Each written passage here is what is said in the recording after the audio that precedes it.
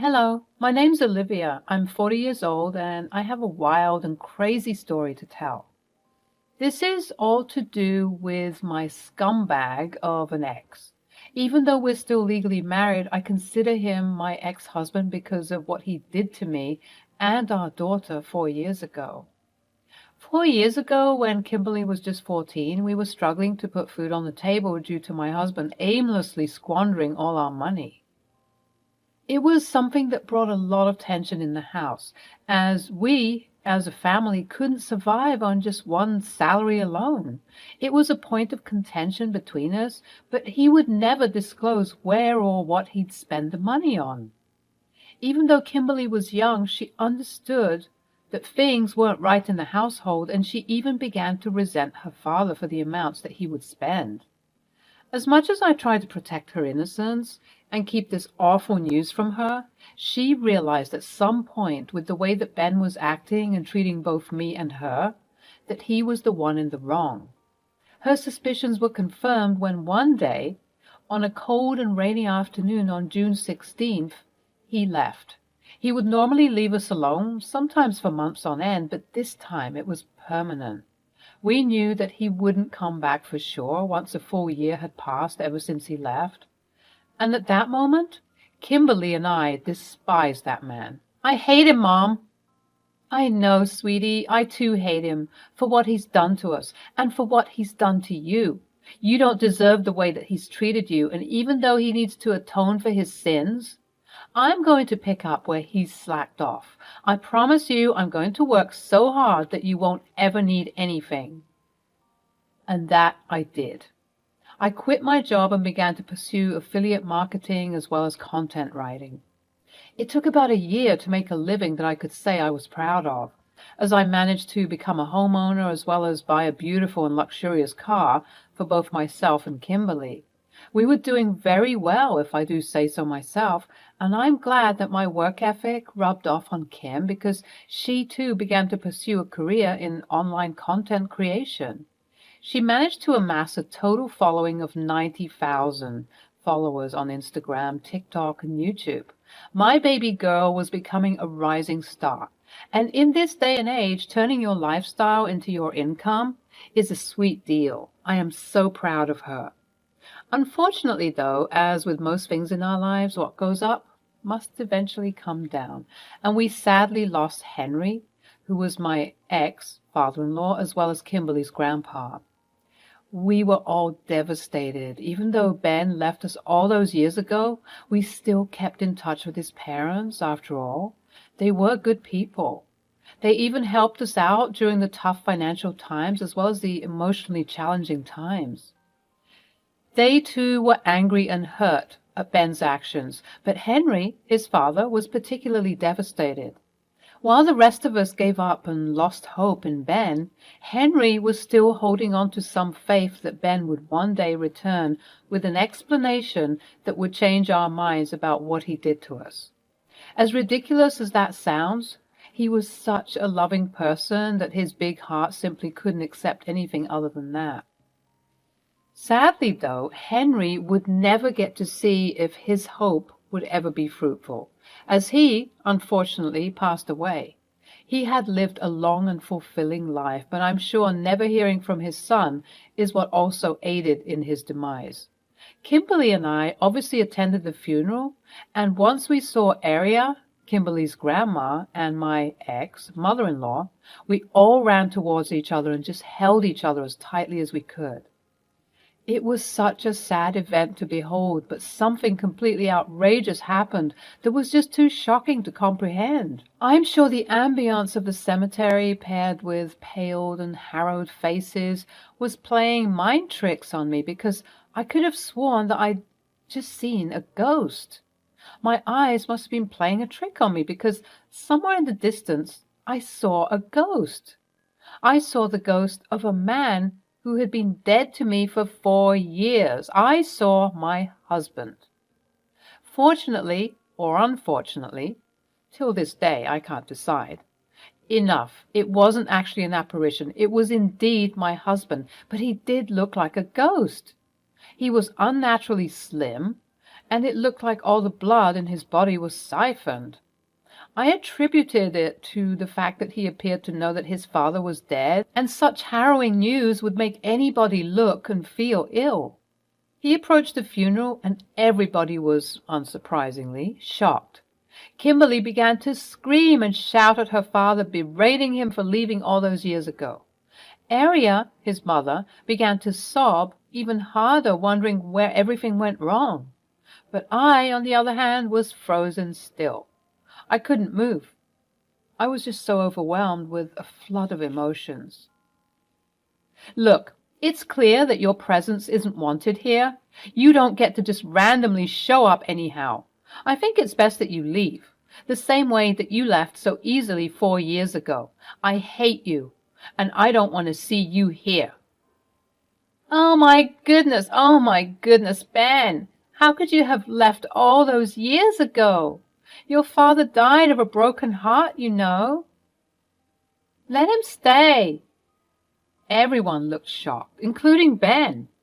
Honestly, I even surprised myself after being stunned for what felt like years. I realized at that moment that this was not the time nor the place to have such a dramatic display of pent-up emotions. Even though I hated his guts and wasn't expecting to see his face here, he did lose his father, and he had the right to see him one last time. I expressed this sentiment to the parties involved, and everyone agreed, for the time being at least, to remain civil and cordial, out of respect for dear Henry, who was no longer with us. The funeral went on, and we all reconvened at my home. Ben also came and said, "Nice place you got here." "Cut the crap, Ben. You don't just waltz in here like nothing happened. If you want to stay here any longer, you have to tell us everything, absolutely everything, because I will not have you taint this beautiful home with your negative energy. Olivia has worked way too hard for this home.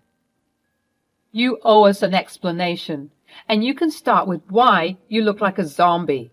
Actually, scratch that. You can start by stating your business.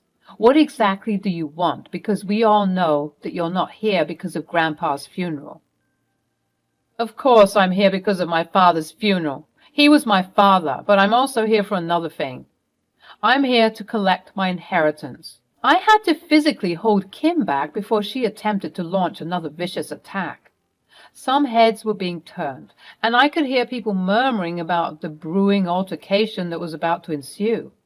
Luckily, Aria had a hold of the crowd while I escorted Ben and Kim to a more secluded section of the house. "I didn't mean to hurt you, my baby." "Don't call me that. I'm not your anything. You forfeited the right to call me that the moment you decided to leave us to fend for ourselves with no explanation or anything. I mean, what sort of father does that? I try to forgive you, but I simply can't." "Look, Kim, Olivia, I'm sorry about everything. I really am, but I desperately need the money.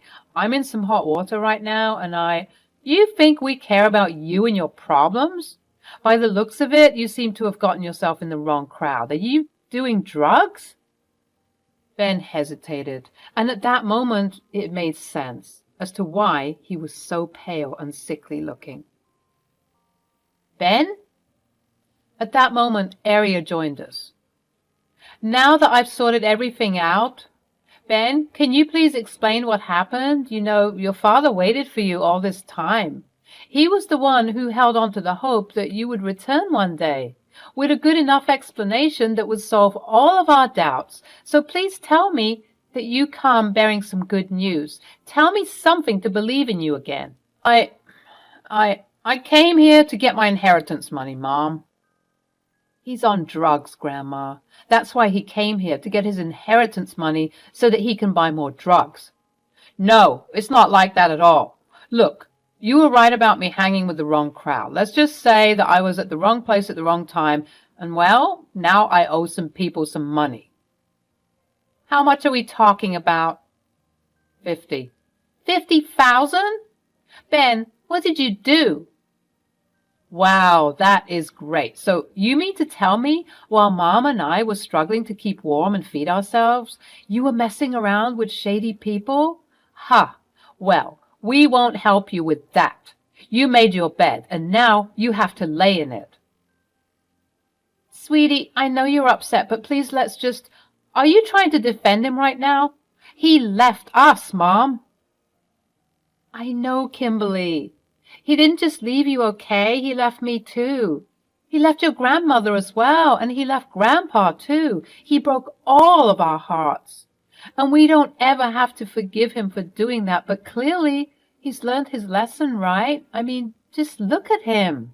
It's so crazy how I was defending him so wholeheartedly back then, when in the end, it was because of me that he eventually did what he did. Shortly after the funeral was finalized, Ben was putting up in a motel, and Aria and I, mostly Aria, would visit him to see if he needed anything. Kim refused the idea of even seeing his face again. We just wanted to finalize his inheritance so that he could be on his merry way. Kim and I decided that we didn't want much to do with him, but Aria, seeing as she was his mother, obviously wanted to try and rekindle something. As the weeks went by and the family lawyers did their best to authenticate Henry's will and see about inheritance values, Aria brought Ben to the house so that she could at the very least promote a civil environment amongst us all.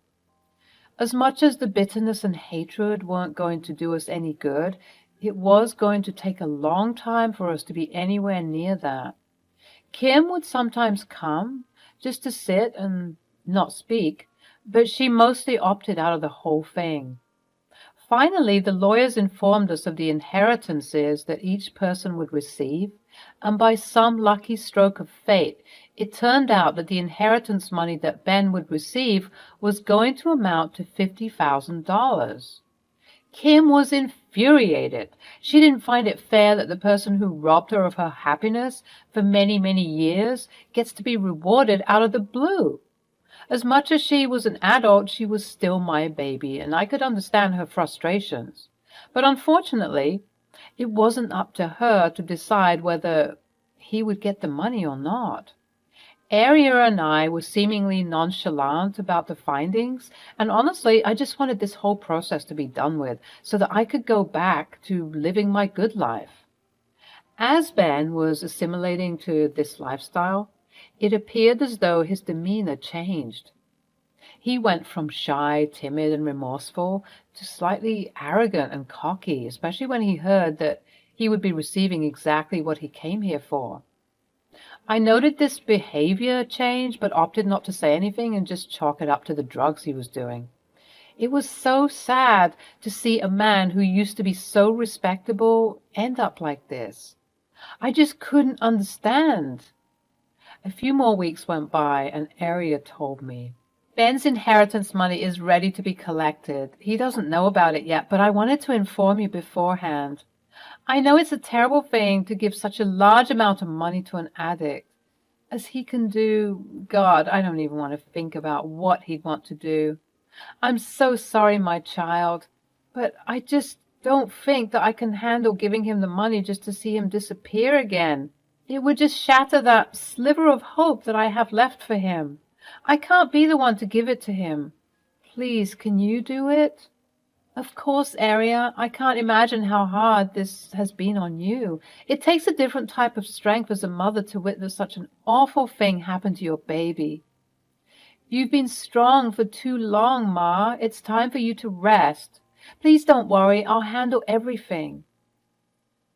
Although I took on the task of handing Ben the money, I too needed some time to regulate myself and be at peace with any outcome that was about to happen. To calm myself down, ironically enough, I hid away in the attic where all of the old paraphernalia of my old life would sit. I kept a lot of the things from the old house. As I managed to make peace with my situation, I discovered that these old things that used to be filled with pain also remind me of just how far I'd come.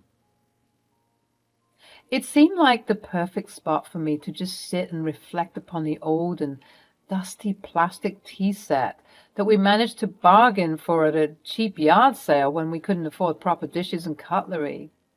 I reminisced on the half-dead heater that had a mind of its own and decided when it wanted to work, Oftentimes it would choose not to, and Kim and I would have to huddle together for warmth, but it was never enough. I looked at Ben's old chest, full of what I presumed to be old work documents. I never dared to open it, though, as I was scared of just how much money was being taken from the household to fund his other seemingly more important lifestyle. For whatever reason, though, on this day, the day I was supposed to give him the money, I decided that I couldn't be afraid anymore. I had to see what was inside. I broke open the now worn-out chest to find papers and papers of bank statements and checkbooks, all detailing the amount of money that Ben had wasted away. With the bank statements detailing where the money was going, I noted that the account recipient was named Maria. I didn't know of a Maria, but as I began to dig deeper, I found out who exactly this Maria was, and it made my heart drop. Deep within the chest was a letter, a handwritten letter. It read, "Dear Ben, when are we going to stop sneaking around like this? I'm getting bored and tired of your inability to kick your wife and kid to the curb like you said you would. You seem to enjoy spending months with me, taking all of my drugs, and going back to your family, even though you clearly hate them. If you don't tell them the truth, I will get Manuel involved. You already owe him tons of money from all the drugs you do with him for free. And this is how you want to treat me? I'm giving you 24 hours to get this done. Otherwise, you'll be in big trouble. Maybe I'll tell your wife all about me and our affair, as well as all the expensive bags and shoes you buy me. Or maybe I'll tell Manuel to get his goons to sort you out.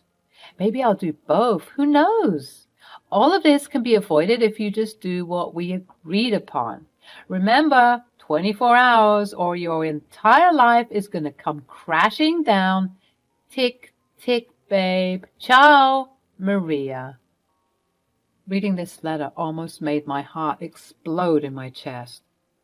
I even had to sit down.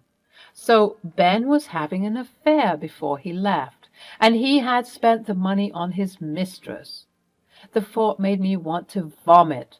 This man had prioritized his party animal lifestyle while his wife and kid were at home starving. Completely unforgivable and completely disgusting. This is what you were waiting for. The explanation for all of his horrendous behavior simply boils down to selfish self-indulgence. The rage and bitterness that I had for so long began to boil within me. At this point, I was moving on autopilot. I got up, gathered everything from the chest, and stormed to the dingy motel that Ben was living in. I burst through the door to find Ben with some drugs on the bed. "You are completely unbelievable. You're doing drugs just as I was about to give you the money?" "What? You have the money? That's great. Give it to me."